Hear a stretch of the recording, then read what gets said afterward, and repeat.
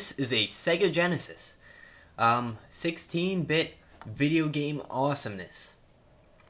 Well, that's just what it is. Just take a look at it. It looks pretty awesome, right? Let's just take a look at this thing. Alright, so first off, it just looks pretty cool, right? This is a Model 1. You can tell it's a Model 1 because it looks like this. This is an early Model 1. There's another version that doesn't say high definition graphics on it. Now what that means is, well, it's not HD, unfortunately, but it is 16-bit, as clearly stated by the silver lettering. They said high definition just because it was a higher quality of graphics than, you know, the NES, because Super Nintendo wasn't out at the time. Now, first off, you see, well, yeah, that's cool and stuff, but what's all this crap over here? Well, this is a headphone jack, where you could plug your headphones in and control the volume right on the system, and you can hear your Genesis in awesome stereo.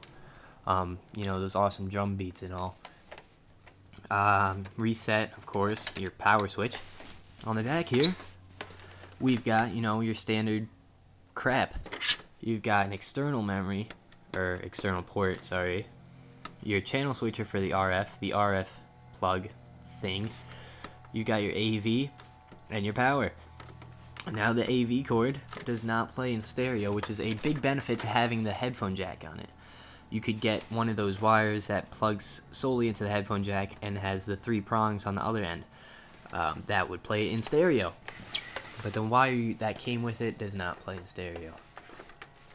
I have this on here because when I bought one of these Genesises, it came with a big metal plate for the Sega CD, even though it didn't come with a Sega CD, so whatever. The Sega CD would just go in this little thing that's very hard to get off on the side here. So this is a 32X. It could play your games in 32-bit, which was similar to PlayStation, and this was supposed to be its own console called the Neptune, but that was scrapped and they made this mushroom cloud looking thing, just kind of like nuking themselves. So you put it on like that, like some sort of tumor, and well, yeah, it doesn't even look cool. Kind of does, I guess, but it does look better on the Model 2. Model 2 was just like a smaller Genesis, and this thing, which doesn't like to go on, one, requires its own power, so that's 2 power cords, and it would, you know, need a wire to connect to the Genesis and the 32X, which unfortunately I don't have that wire, so I can't show you the game because I have Doom for this. This is another add-on which would let you play Sega Master System games on your Sega Genesis. You put it on top, similar to the 32X, and your games would just go in the top. There's a slot for cards. It's the same exact thing. So that's pretty cool.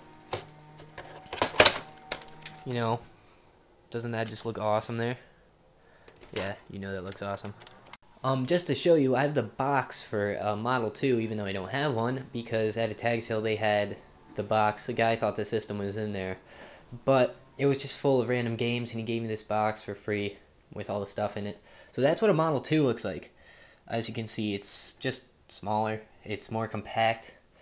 This version came with Sonic 2.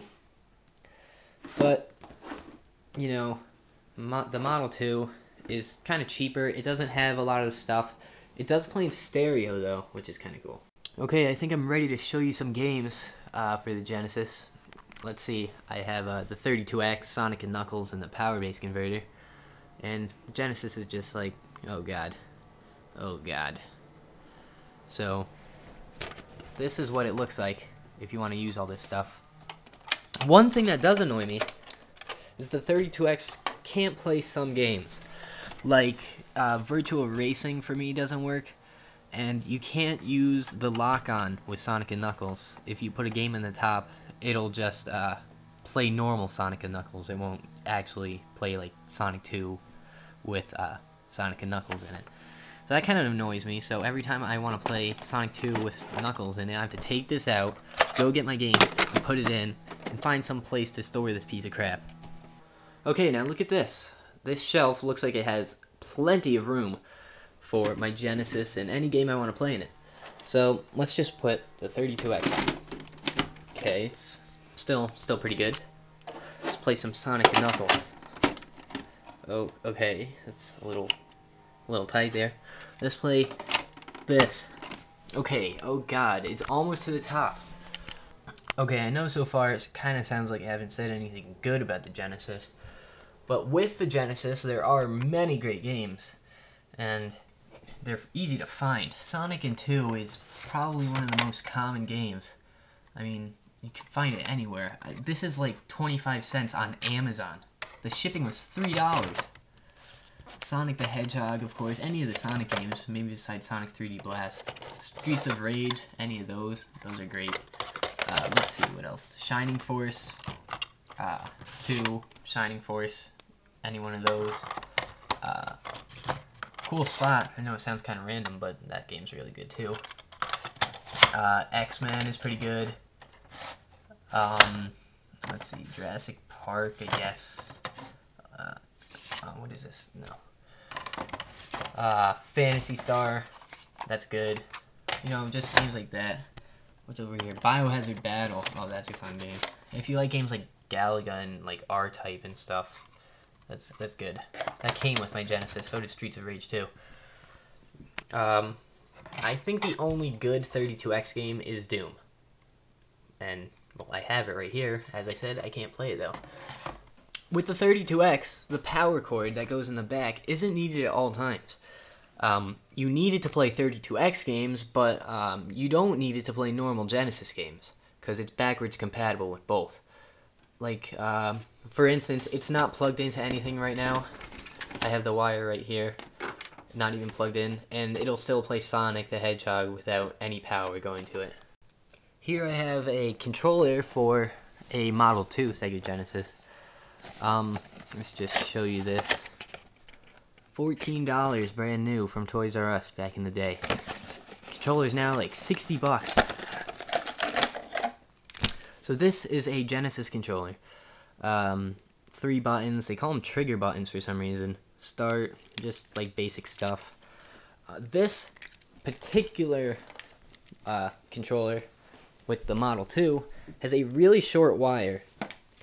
And the difference between these two controllers, the Model 1, as you can just easily see, is that has red detailing like in the buttons. This one doesn't. Also, it says trigger on the bottom, and that one doesn't. I don't know why they did that. They labeled the buttons on the top. Those are labeled like on there. It's just minor differences. But this one has a wire that's almost 3 times longer than this one, which is not long at all for some reason. Now you just look, it's I guess like twice as long if we put it side by side. It ends like here,